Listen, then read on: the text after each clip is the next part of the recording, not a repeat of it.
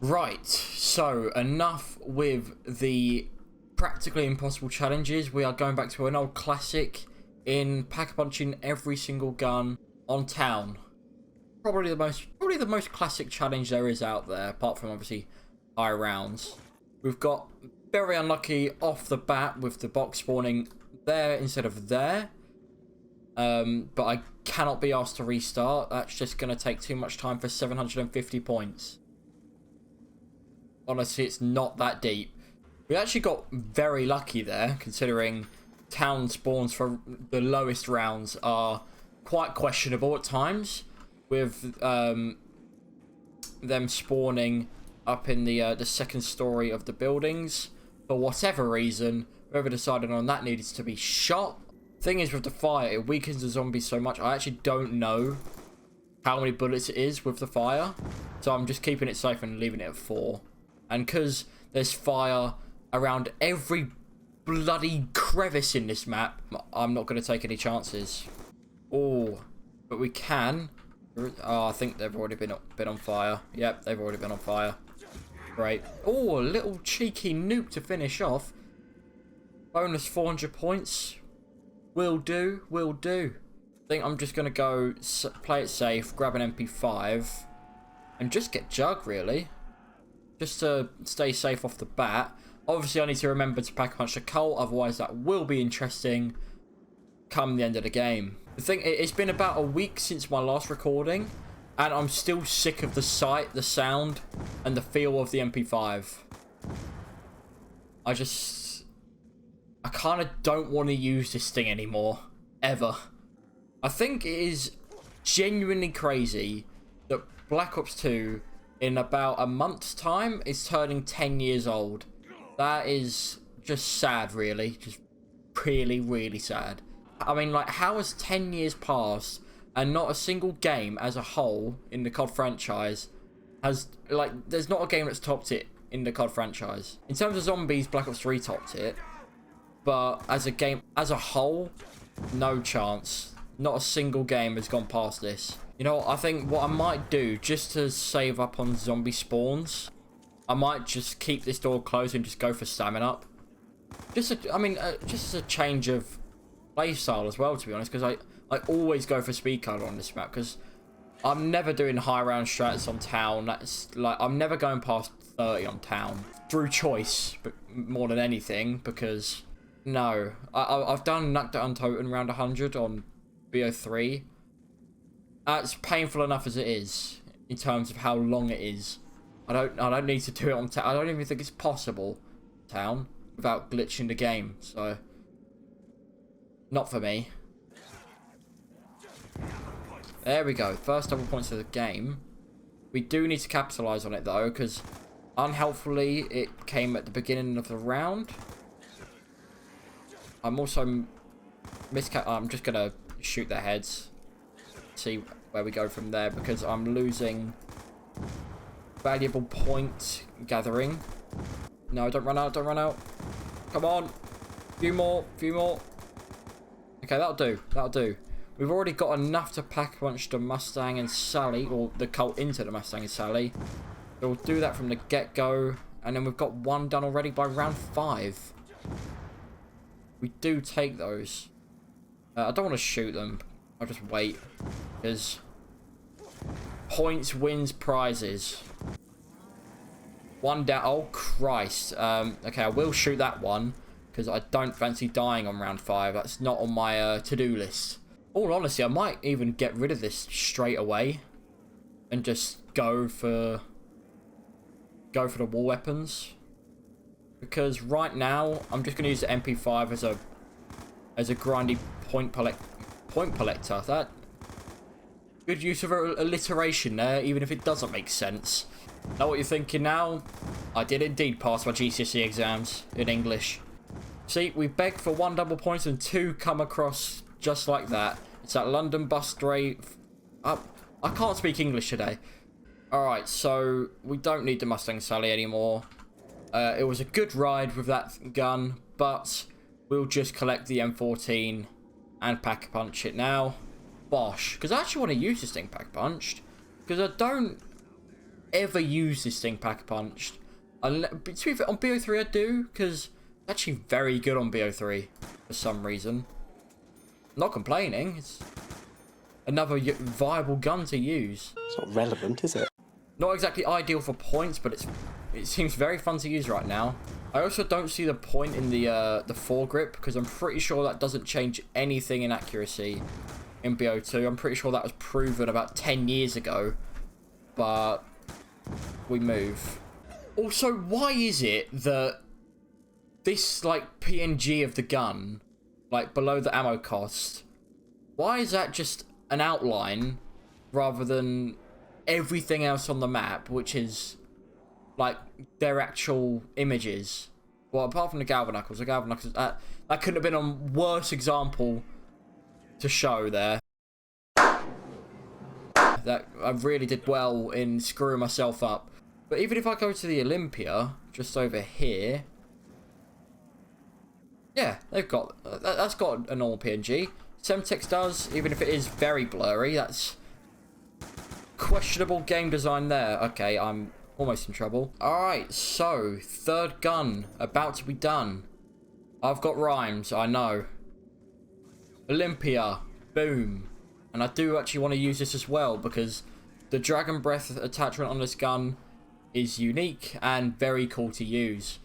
Also, I don't really have any choice in the matter, because I'm more broke than the entirety of Greece right now with my lack of points. Also, I think this has got Speedco, like, I don't want to say Speedco, like, because he'll be confusing, but it's got like a fast reload attachment on it after Pack-a-Punching it, so pretty decent Pack-a-Punch, especially because obviously it can't really be more than a 2-shot for a double-barreled shotgun. Although that would be very cool if it was the case. I mean, the RPG's got like 8 shots in it once you Pack-a-Punch it, so, and that's really fun to use. Oh, Carpenter. I know it slowed the game down slightly, but a few points is what makes a difference. MP5 is done as well.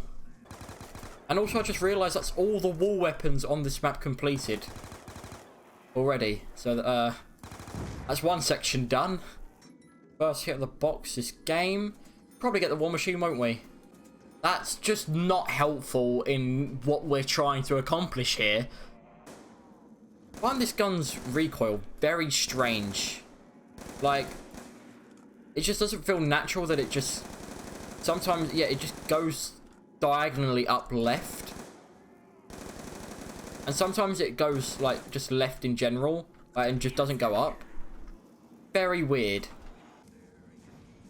The Malevolent Sorry, why is this gun's name a thesis? Right, if I hit this, everyone watching this has to subscribe now. Shit. Hang on. Let me try it again.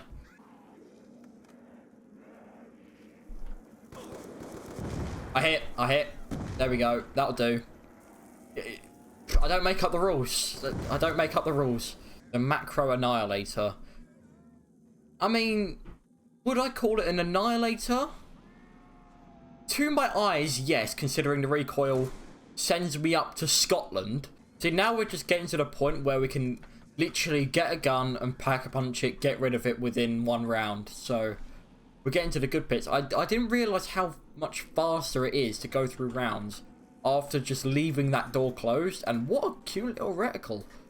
But yeah, leaving that door closed has saved a huge amount of time, actually. I didn't realise how much of a difference it made. This thing's a one-shot headshot on round 16.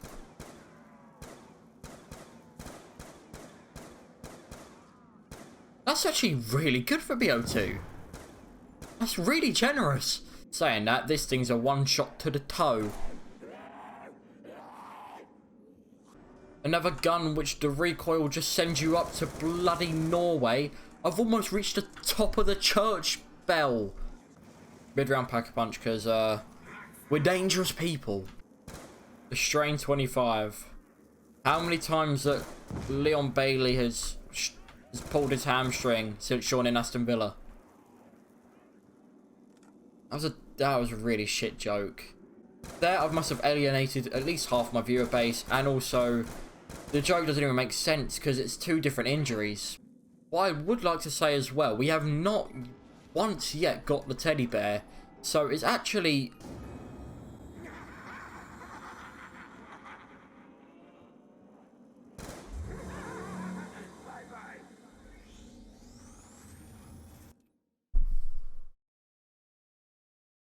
I'm just gonna move on like nothing happened.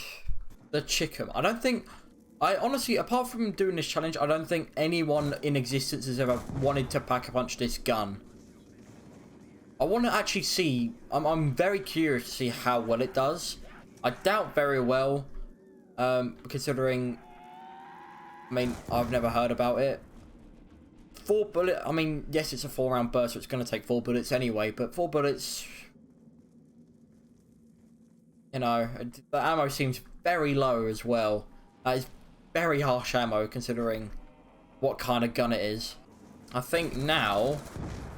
Actually getting this is very good because I can now replace my Galil, because I just want to use something different, and the RPD can definitely mow down a horde or two. Yeah, so I'm pretty sure the drop rate for the Raygun Mark II on this map is like 2.5% or something. That's going to be really fun trying to get that out of the box.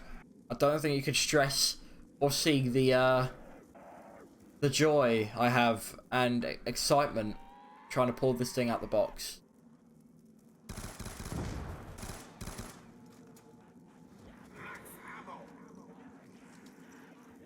Oh, this is not dangerous at all.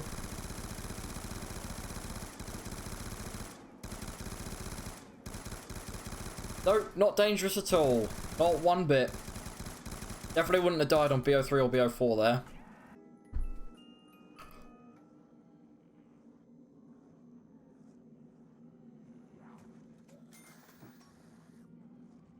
The luck has come through! Get in! Oh, I am happy with that. How have we scabbed that? Unless I've got the percentages completely wrong, which admittedly there's a chance. I'm pretty sure it's a very low percentage still. And there we go, back to reality. Right, it's now time to retrieve the best possible gun in the game. That is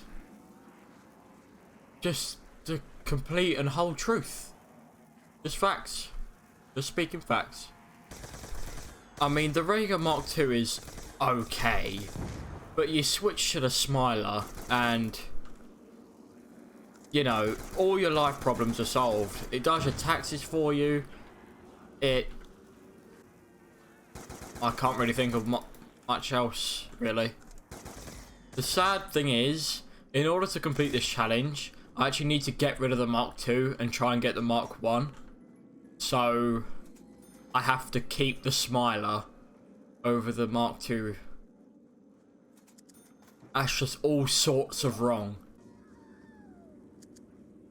Honestly, I never understood why they put in the single versions of all the pistols for these games. Like, why?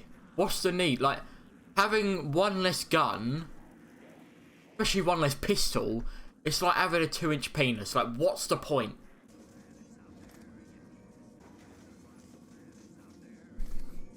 I honestly don't know how we've managed this, but we have managed to get Black Ops 1's worst gun and Black Ops 2's worst gun. The crossover of the ages. Oh, we've got an issue here. Oh, I don't want to have to do this again.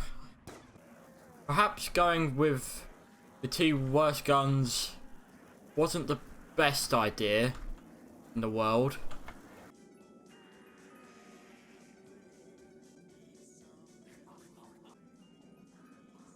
Yeah.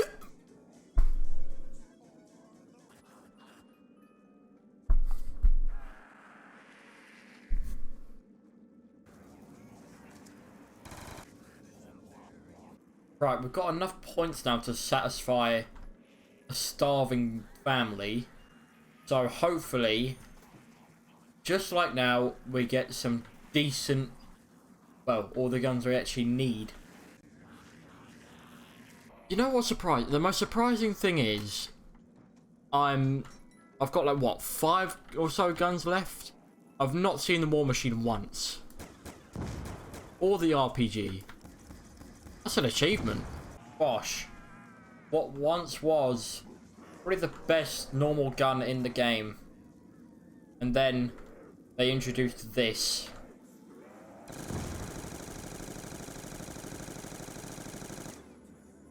I did not move my mouse once there. Now this gun's actually quite interesting because like it's not got a lot of ammo, but the damage on it is actually decent. Like it's still not great, but it's sort of like what you'd expect from a BO3 shotgun.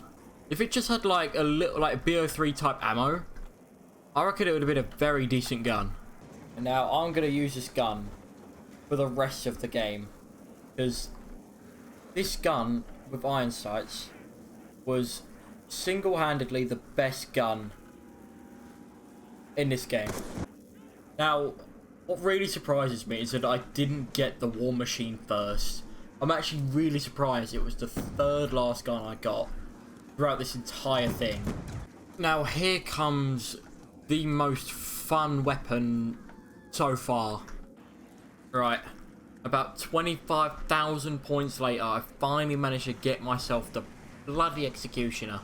I think to end this off, you can only do it one way.